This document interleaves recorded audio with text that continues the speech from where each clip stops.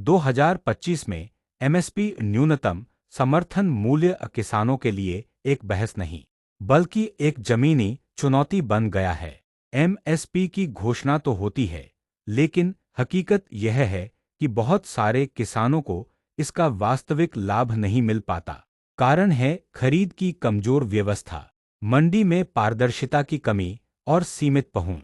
इसलिए सवाल यह नहीं कि एमएसपी गारंटी का कानून बने या नहीं, बल्कि यह है कि किसानों को आय कैसे सुनिश्चित हो। एमएसपी तभी कारगर होगी जब साथ में संपूर्ण सिस्टम में सुधार होगा।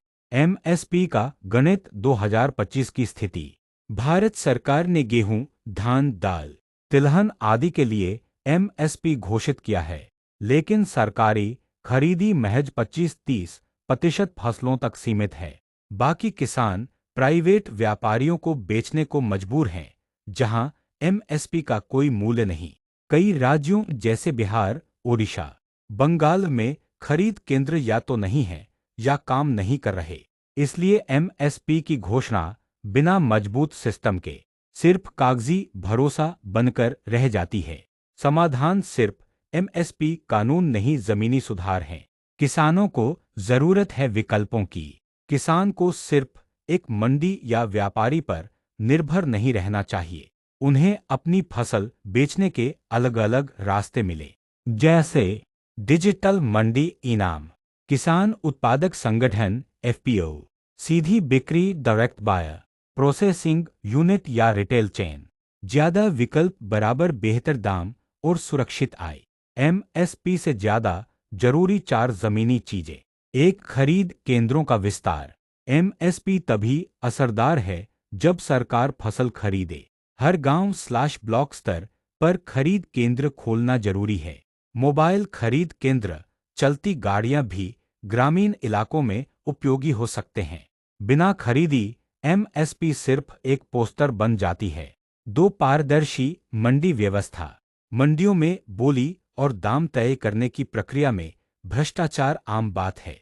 बोली पारदर्शी हो, इलेक्ट्रॉनिक तौल हो, रेट लिस्ट डिस्प्ले हो, तभी किसान को न्याय मिलेगा। दलालों और बिचौलियों की भूमिका सीमित करनी होगी।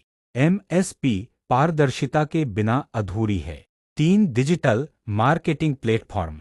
किसान अगर ईएनएम, आगवी बाजार या राज्य पोर्टल जैसे प्लेटफॉर्म पर सीधे खरीदार से जुड़े, तो उनको एमएसपी से ज्यादा भाव भी मिल सकता है।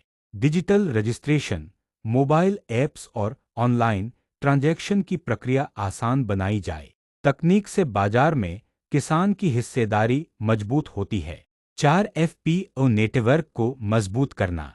अकेले किसान की मोलभाव की ताकत कम होती है।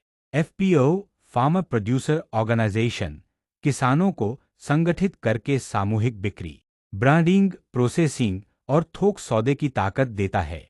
एमएसपी की गैर मौजूदगी में एफपीओ सबसे अच्छा विकल्प बन सकता है। एफपीओ बराबर किसान की बाजार में एकजुट शक्ति। समझदारी क्या कहती है? एमएसपी की मांग जायज है, लेकिन उसका असर तभी होगा जब सरकार खरीदी करे, सिस्टम पारदर्शी हो, तकनीक और मार्केटिंग से किसान सशक्त हो। एफपीओ मॉडल को ग्रामीण अर्थव्यवस्था में मजबूत किया जाए। अंतिम शब्द, किसान को सिर्फ दाम नहीं, व्यवस्था चाहिए।